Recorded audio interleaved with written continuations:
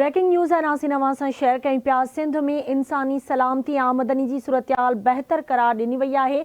आलमी इदारे रिपोर्ट जारी कई आहे। अवां खे ॿुधायूं त FAS जर्मनी पारां जारी कयल रिपोर्ट इक़्तिसादी माहिर डॉक्टर हफ़ीज़ पाशा तैयार कई आहे। ॿियनि सूबनि जी भेट में सिंध में इंसानी सलामती जो इंडेक्स 0.485 रहियो। रिपोर्ट में इहो ॿुधायो वियो आहे पंजाब में 0.469, KP में 0.43 ऐं 0 ऐं बलोचिस्तान में 0.307 इंडेक्स आहे। रिपोर्ट मूजिबि इहो ॼाणायो वियो आहे।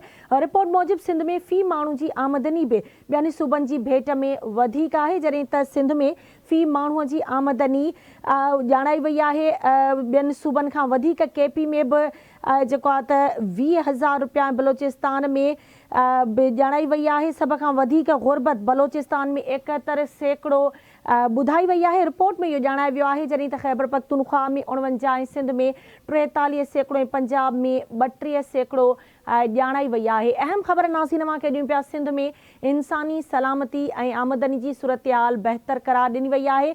आलमी इदारे रिपोर्ट जारी कई आहे। इन हवाले सां वधीक ॻाल्हि ॿोल करण जे लाइ असां राब्तो कयो आहे सीनियर साफ़ी मोहसन बबर साहब असां सां लाइन ते मौजूद आहिनि। अस्सलाम वालेकुम मोहसन साहब। जी मोहसन साहब, सिंध में इंसानी सलामती आमदनी जी सूरतयाल बेहतर करार ॾिनी वई आहे। आलमी इदारे इहा रिपोर्ट जारी कई आहे। इन हवाले सां वधीक अवां खे छा ख़बर आहे, वधीक छा ॼाणायो वियो आहे रिपोर्ट में? ॾिसो, ही रिपोर्ट जेका आहे इंटरनेशनल इदारो आहे FAS, जेको जर्मनी जो इदारो आहे पाकिस्तान में काफ़ी सालनि खां ही कमु करे पियो ऐं ही मुख़्तलिफ़ तहक़ीक़ी रिपोर्टूं पंहिंजूं शाया कंदा आहिनि।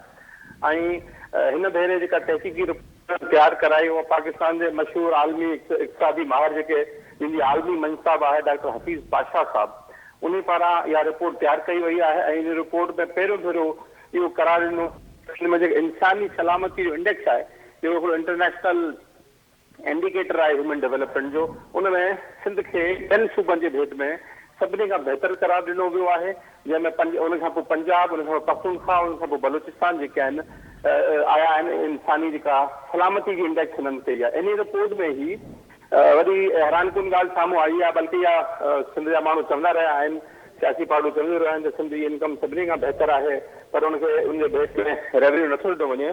हिन रिपोर्ट में आमदनी फ़ीकस आमदनी ॾेखारी वई आहे। सिंध में फ़ीकस आमदनी जेका 3,27,000 रुपया, मतिलबु सिंध में आमदनी सूरतयाल बेहतर आहे, इकोनॉमी बेहतर आहे ॿियनि जी भेट में। पंजाब में 2,53,000 रुपया जेका आहे हिनजी आमदनी आहे फ़ीकस। ख़ैबर पख्तूनख्वा में 2 लख रुपया आहे ऐं बलोचिस्तान में 1,81,000 रुपया आहे। जॾहिं त इन साॻी रिपोर्ट में जो गुरबत जो मामिलो आहे, सभिनी खां वधीक गुरबत बलोचिस्तान में ॾेखारे वई आहे, जेका ख़ुदि हिकिड़ी हैरानकुन आहे त 71% गुरबत जेका आहे आबादी में बलोचिस्तान में आहे। उन खां पोइ ख़ैबर पख्तूनख्वा में 69% आहे, सिंध में 43%, पंजाब में 32% गुरबत आहे।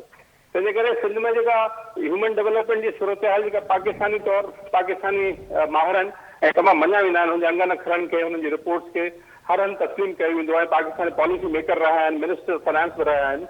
उन्हनि इहा रिपोर्ट जेका तयारु कई आहे, हिन में बिल्कुलु उन्हनि जेका रिपोर्टिंग चेंज करे छॾी आहे। पाकिस्तान जो परसेप्शन जेको हो सिंध जे हवाले सां उहो काफ़ी तब्दील थियो आहे। ऐं हिते जेका सूरतहाल आहे गुरबत जी, ह्यूमन डेवलपमेंट जी, उहा काफ़ी हिन रिपोर्ट में बहितर ॾेखारी वई आहे। त हिन सां थींदो इहो त पाकिस्तान में जेका पॉलिसी साज़ी आहे मुल्की सतह ते, उन ते पंहिंजा असर पवंदा।